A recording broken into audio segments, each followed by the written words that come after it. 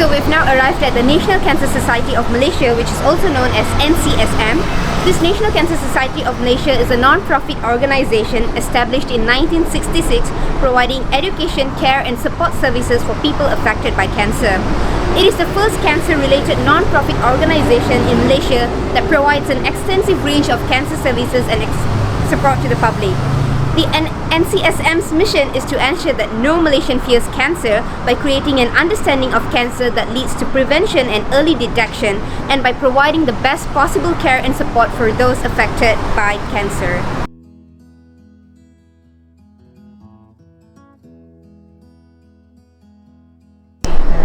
So basically, I am Dr. Dalila Kamarudin. I'm heading of the Cancer and Health Screening Clinic. So what we do here is basically mostly what we want more is to create an awareness on cancer on the public, especially when they should do their screening, how important screening is, because prevention is always better than cure. So what we do here basically is doing the basic screening for health and also for cancers. As you know, cancers, it is not one kind of test for you to detect if you have any cancers. For example, if you want to know whether you are diabetic, you take a blood test. If your glucose is high, you know that you have diabetic. But for cancer, it's a triple assessment of you to know whether you have some cancers in your body. So it includes, for example, if you have any symptoms and signs, you come in, you screen for yourself, and then if it's suspicious, then we do a biopsy. Then from the biopsy, we proceed further to another investigation. It could be either surgery or it could be some other examination done. Then only we can say, oh, okay, that someone has a breast cancer, cervical cancer, and all that. So there is no one single test for any cancers.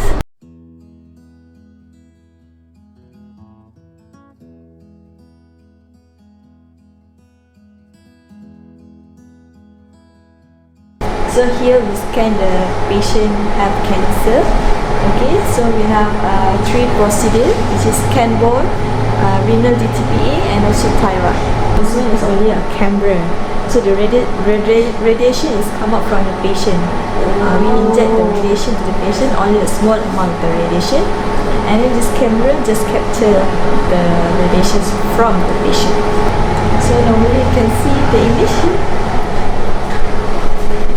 The image will come out like this. Alright. Okay. So these patients have a prostate cancer.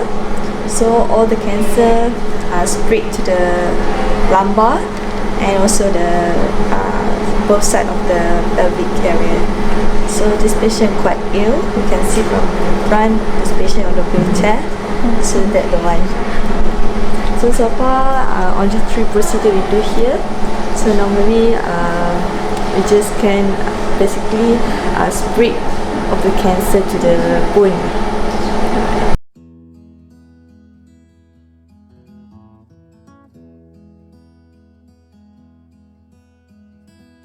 Okay, so this is the halfway home for children with cancer. So the entire home that you see here, we house children from all kinds of cancer. They are referred from HKL. Only through referral we take in patients. Simply because we only have 9 rooms here, that's the maximum occupancy, and doctors will determine who are the patients who will be sent here. So we don't take in walk-in patients. You must be referred by the specialist. Okay, we work with 2 different wards in the hospital. One is the cancer ward, which is called 10B. The other one is the bone marrow transplant ward. So as you can see over here, this is the old wing. The other side is the new wing. So at the old wing, we have 6 rooms, 2 out of which is dedicated to bone marrow transplant. We do not conduct any type of treatment. So it's just an accommodation. Okay, we started off as giving accommodation. Now over 20 years already, so we have actually moved on from only providing accommodation. We now give value-added services such as cancer information surveys, counseling, play therapy. These are value-added services. Number one thing that you should know is patients who are being referred here do not have to pay a single cent to stay here. It doesn't matter how long they're staying, 5 days, 4 days, or 1 year. They don't have to pay because they will be from underprivileged background. Okay, they may have a financial burden. They are from outstation patients. So most of the patients here will be from outstation. Okay, so for families who are from Klang Valley, usually will not get to stay with us because this home is mostly needed by outstation patients. So yeah, so what happens in a children's home? So naturally when children come out, they will play. So to play, they need to have a space. So we have a room dedicated to play. It's a play room. And also we have another type of room which is called the play therapy room. Cancer can be very traumatizing, both for the child and for the parents. So we help them in that way. So what happens to families, since I said they are all underprivileged, what happens to them when they come here? They need to feed themselves, they need to support themselves, they need financial money to sustain themselves here. So if they don't have all this, society will step in further to help them with pocket money. We will give each family one time an amount up to 500 ringgit for them to spend to offset their costs here. Okay, so from where this amount comes, we have a pool of fund where people donate monetarily. We collect everybody's donation and we put it into a pool. From the pool we disperse. We call it Children's Cancer Fund. Okay, in that way we are helping the family, the child and the caregiver, holistically. So the emotional, mental, physical, everything is taken care of when they stay here.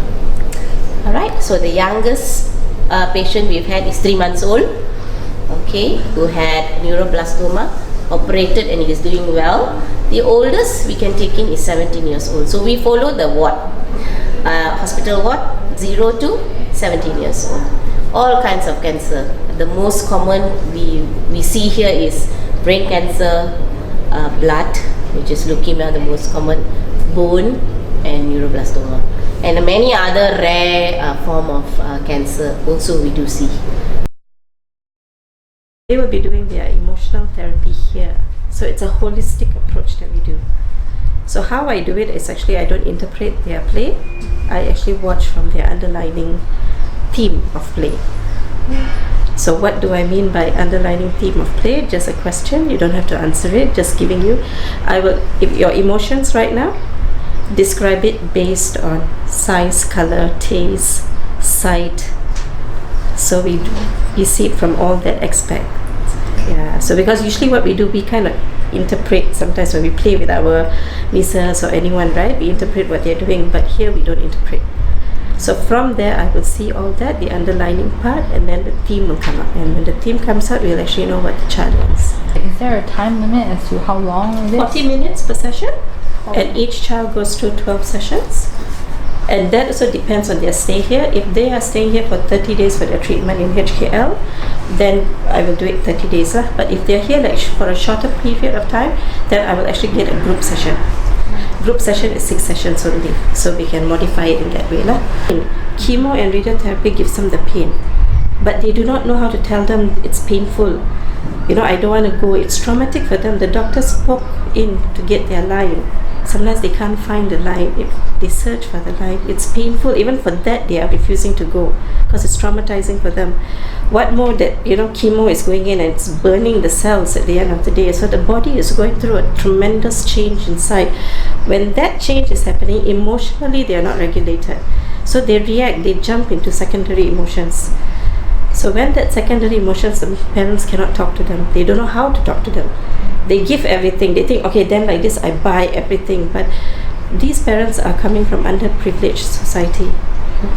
So they don't even have money sometimes to buy food. So what more with that last money, the child is asking for a toy and screaming his lungs out in the roadside and stuff like that. What do you think they would do? They don't know what to do. So this is where they come here, and I am the third medium to show them, please let me understand you. So once they know that one adult, a third person can understand, definitely my parents can understand. And then the parents, I will actually put it in a form that I won't tell what they told me here, but I will put it in a form, observe this, this, this. So I teach the parents how you can communicate so that you don't actually fall into their trap of asking things.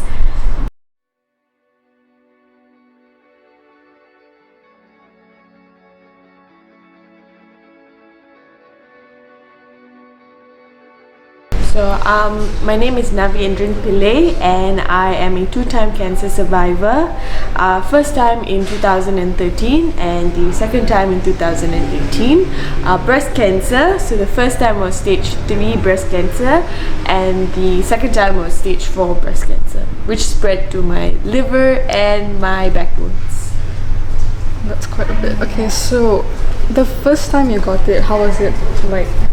So I guess the first time when I got the news that I was diagnosed with breast cancer, for me it was more like a shock.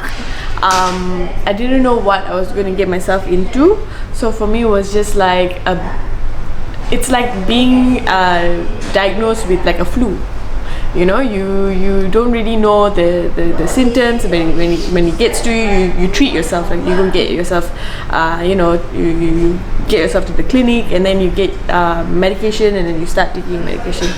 And so when I was diagnosed with cancer the first time, for me it was like, okay, maybe this is like flu, or like, you know, you just need to take some medication and you know, you just need to rest and things like that. But I did not know the severity of the treatment that I had to go through, the amount of surgeries that I had to go through, and how each treatment was had its own side effects, and that the side effects would last quite some time.